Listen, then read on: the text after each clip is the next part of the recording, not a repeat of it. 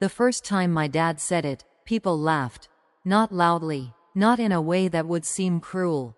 Just enough to make it acceptable. Just enough to turn it into something that sounded like a harmless observation instead of what it actually was. "He's always been bad with money," he said, shaking his head slightly as if it was something he had already accepted. "Never understood how things really work." I didn't respond. I didn't need to, because moments like that weren't about truth. They were about control. Family dinners became predictable after that. The same table, the same conversations, the same subtle comparisons that weren't really subtle at all. My cousins talked about promotions. My brother discussed structured career paths.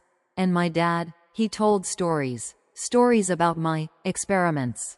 My ideas. My shortcuts. Always framed like lessons. Always delivered like warnings. "You can't just build things out of nothing," he said once, looking directly at me. "Real success comes from stability." Stability. That word came up a lot. It was his definition of success. Predictable income, structured growth, clear hierarchy, everything my path didn't follow.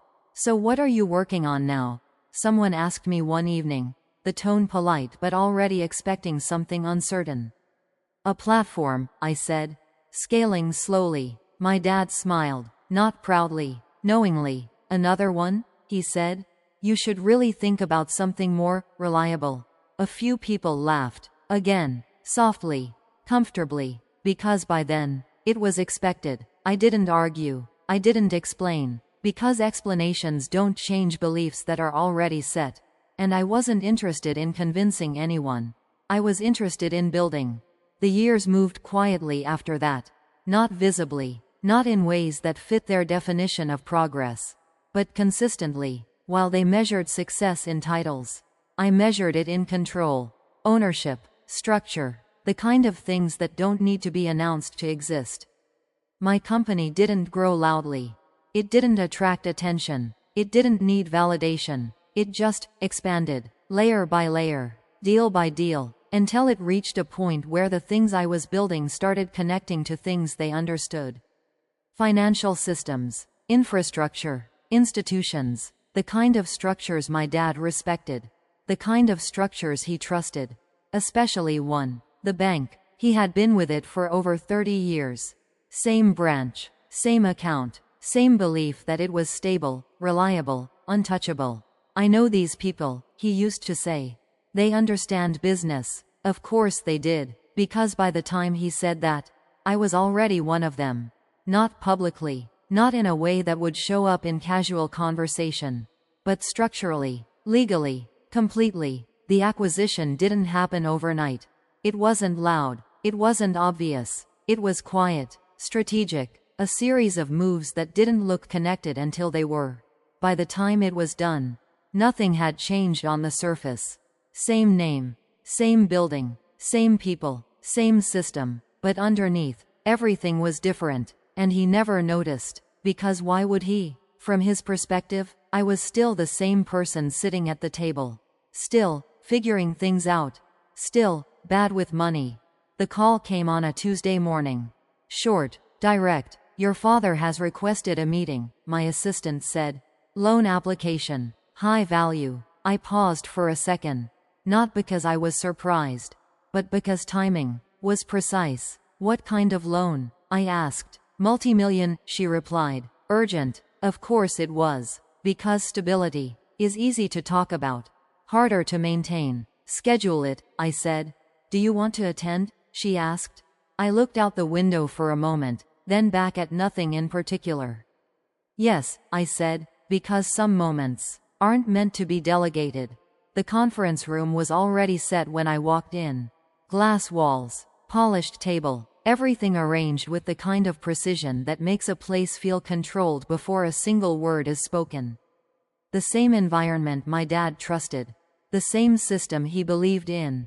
He was already there, sitting across the table, reviewing documents, posture straight, expression focused. He looked exactly like he always did in situations like this, confident, certain, completely in his element.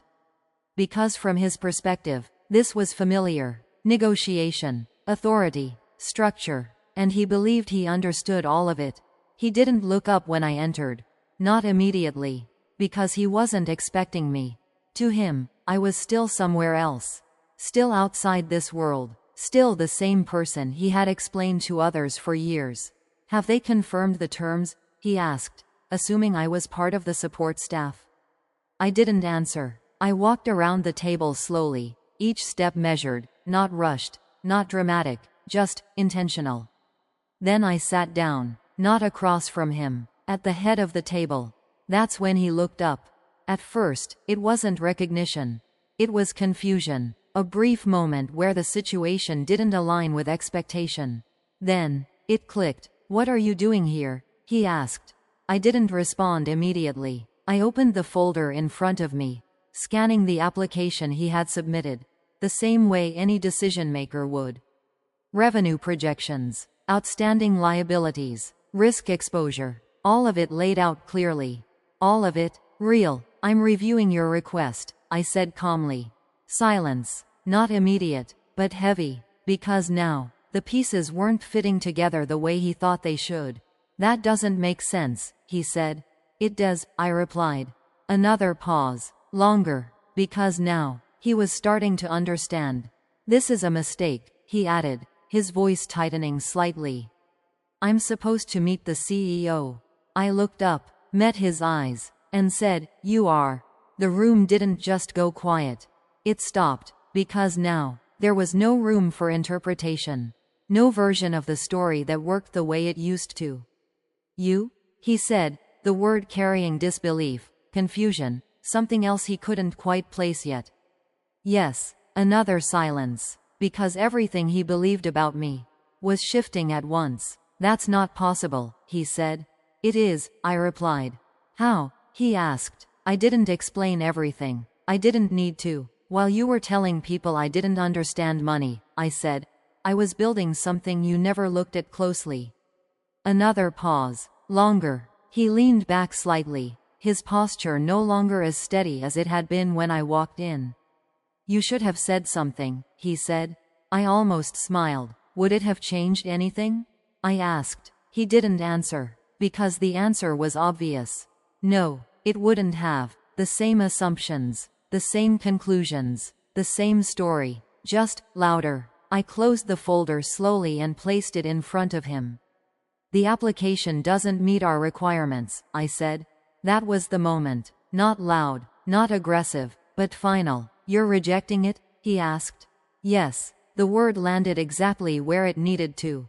"You can't be serious," he said. "I am." Another silence. Complete. Because now, this wasn't about belief. It was about authority. Real authority. And for the first time, he didn't have it. "You're doing this because of what I said," he added, trying to find a reason that made sense to him. "No," I replied calmly. "I'm doing this because of the numbers." Because that's what he always believed in. Numbers, structure, reality. The same things that now worked against him. I stood up slowly, not rushing, not lingering, just ending the moment the same way it had begun. With control. As I reached the door, I paused for a second. Not for him, for the moment. Then I turned slightly and said, "Sorry, Dad. Just enough. I'm just bad with money." And then I left.